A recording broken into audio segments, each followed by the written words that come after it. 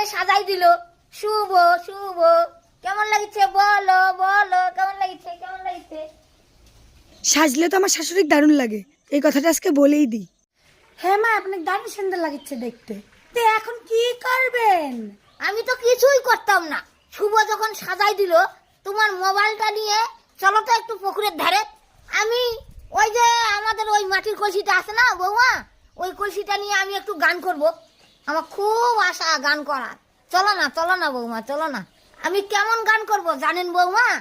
আমার কাঙ্কের কলসি জলে গেল রে ভাসি, মাঝি রে তোর নৌকার ঢেউ লাগিয়া। কেন আরো গান করেন? দম শেষ হয়ে গেল।